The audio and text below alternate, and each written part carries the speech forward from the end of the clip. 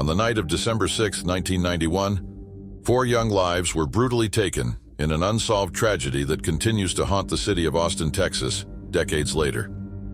Eliza Thomas, Jennifer Harbison, Sarah Harbison, and Amy Ayers became the victims of a savage murder that left the community in shock and disbelief. Despite numerous leads, false confessions, and a tangled web of suspects, the case grew cold, and the mystery surrounding that fateful night deepened. But as time passed, investigators have refused to let the case be forgotten. With new advancements in DNA technology offering a glimmer of hope, the victims' families believe that they are closer than ever before to having answers. Who was responsible for this horrific crime, and what secrets still lie buried in the shadows of that tragic night? This is Fireside Unsolved, Episode 132, The Unsolved Murders at the I Can't Believe It's Yogurt Shop.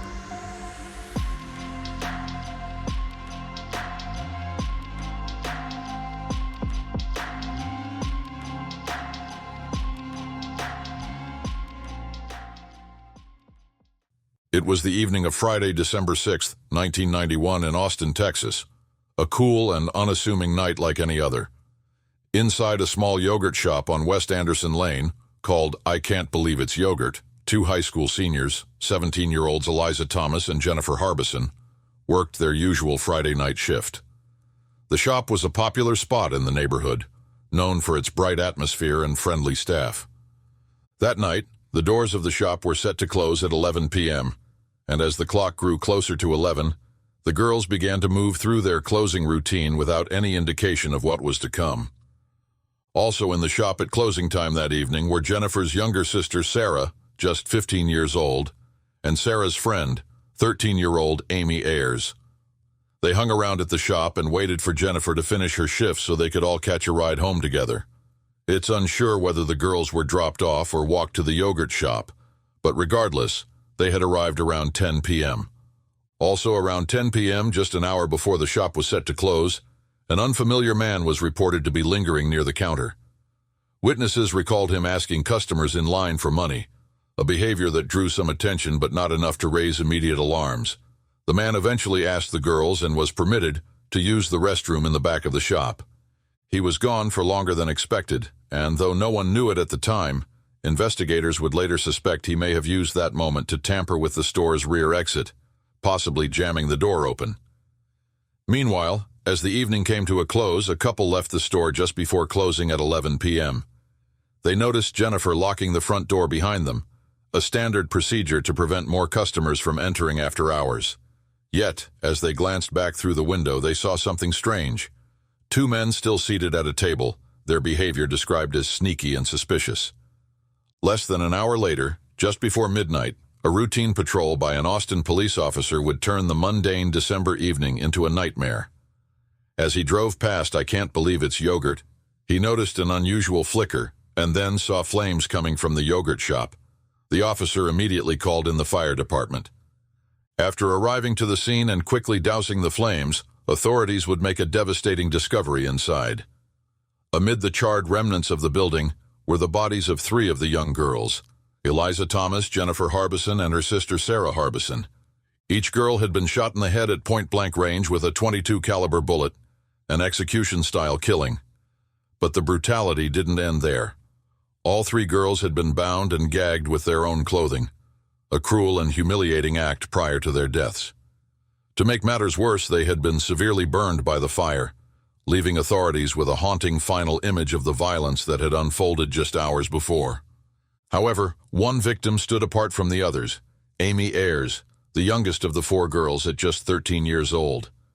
Unlike the others, Amy was found in a separate area of the shop, and her body had been left with 2nd and 3rd degree burns covering a quarter of her body. Amy had a sock-like cloth tightly wrapped around her neck, and like the others, she had been shot execution style. But unlike the others, the bullet failed to hit her brain. Instead, investigators discovered a 2nd gunshot wound that would have caused severe damage, which exited through her lateral cheek and jawline, leaving behind devastating trauma. The severity of Amy's injuries was undeniable, and the brutality of the attack became even more evident.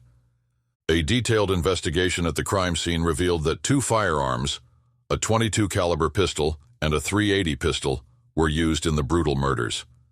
It is believed that the perpetrator exited the scene through a back door, which was found unlocked, suggesting a methodical escape route planned in advance. The calculated manner of the attack, the ability to control the victims, and the deliberate destruction of evidence through arson pointed to a person with experience in committing violent crimes. One of the original detectives on the case noted that the nature of the crime seemed far more characteristic of an adult than a teenager. Austin police did have a lead, however. DNA recovered from the crime scene, and while it was a promising piece of the puzzle, this was 1991, the early days of DNA testing. The technology was still in its infancy, and forensic DNA analysis wasn't yet the investigative tool it would become. Despite the breakthrough, there was little they could do at the time with the information. The DNA was stored, hoping that advancements in technology would one day provide the clarity needed to identify the perpetrator. In the early stages of the investigation, a number of persons of interest were identified, including a 15-year-old boy who was apprehended at a nearby mall just days after the murders. The boy was found in possession of a .22 caliber pistol, though it should be noted that his gun was never established as the weapon used in the crime. Initially, his information seemed promising, and detectives hoped it might lead them closer to the killer.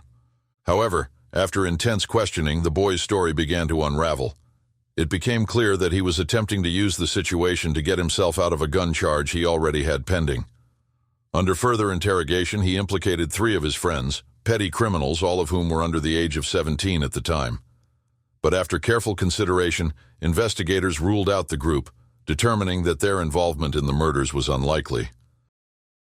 Years later, in the mid-1990s, a fresh set of eyes on the case brought a surprising new theory. A detective, revisiting the investigation, began to consider that the 4 teens initially questioned back in 1991, Robert Springsteen, Michael Scott, Maurice Pierce, and Forrest Wellborn, might in fact be credible suspects. By this point, they were no longer the teenagers they had been in 1991, but young men in their 20s. The suspects were once again brought in for a series of interrogations, which were conducted by various detectives. Under pressure, confessions were obtained from some, but not all, of the suspects. They claimed that all 4 men, Springsteen, Scott, Pierce, and Wellborn, had been involved in the quadruple homicide of the 4 young girls. The confessions, however, raised as many questions as they answered.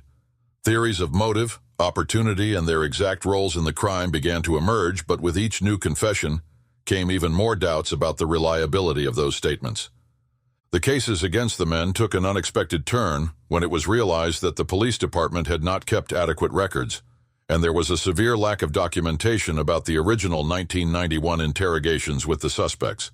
In fact, no records existed of what had been said to the suspects during those early questioning sessions, leaving a critical gap in the case against them. Without this information, it became impossible to determine whether detectives had inadvertently supplied details about the crime that could have influenced the suspects' confessions, subconsciously or otherwise. It raised serious concerns about the validity of their statements.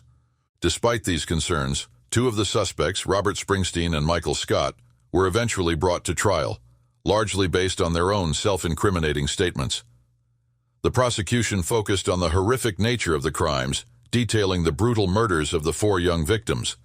But aside from the confessions, no physical evidence linked them to the crime scene. Nevertheless, the jury convicted both men, with Springsteen being sentenced to death and Scott to life imprisonment, since he was just 15 at the time of the murders. Yet, things took a dramatic turn during the appeals process. The prosecution's tactic of using excerpts from each man's alleged confession during the other's trial was ruled unconstitutional. Both convictions were overturned, and in 2009 the men were released from prison. While the prosecution vowed to retry them, new forensic testing completed at the time showed that the DNA evidence from the crime scene didn't match either of the previously convicted men or the other 2 suspects that had not been charged in the murders. With this new evidence in hand, the prosecution had no choice but to abandon plans for a retrial. 7 jurors from the original trials later came forward, revealing that had the new evidence been available at the time, they would not have convicted Robert Springsteen and Michael Scott. The jurors' statements only deepened the controversy surrounding the case, underscoring the profound impact that flawed investigations, unreliable confessions, and the absence of crucial forensic evidence can have on the lives of those involved. As for other suspects at the time of the killings, Austin was gripped by unease by the presence of a known serial killer in the area, Kenneth McDuff. McDuff had a disturbing history of multiple murders, many involving teenagers, which led some to speculate that he might have been responsible for the yogurt shop murders as well. However, despite the coincidence of his proximity to the crime scene, McDuff was eventually ruled out as a suspect. However, he was ultimately convicted of other murders and was executed on November 17, 1998. But McDuff was far from the only person to claim responsibility for the horrific killings. In fact, over 50 individuals came forward with confessions, including McDuff himself, shortly before his execution. This staggering number of false confessions was a huge problem in this case. Among them, a pair of Mexican nationals, held by Mexican authorities in 1992, also confessed to the murders. Yet, after further investigation, their confession was disputed and ultimately deemed false as well. As the years passed, the search for answers seemed to stall, with too many false confessions to count, and shifting theories clouding the path to justice. Yet, after decades of waiting for a break in the case, a glimmer of hope emerged in February 2022.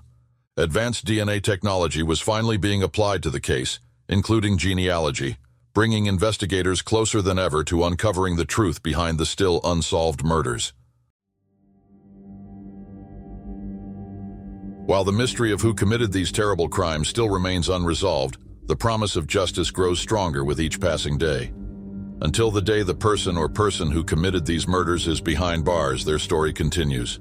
We can only wait and watch, hoping for a breakthrough that will lead to the truth. And with the truth, a day that the victims and their families will finally receive the closure they deserve.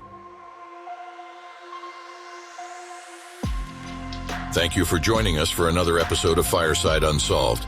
If you haven't already, please like and subscribe to help the channel grow. Until next time, take it easy and be easy, you filthy bastards.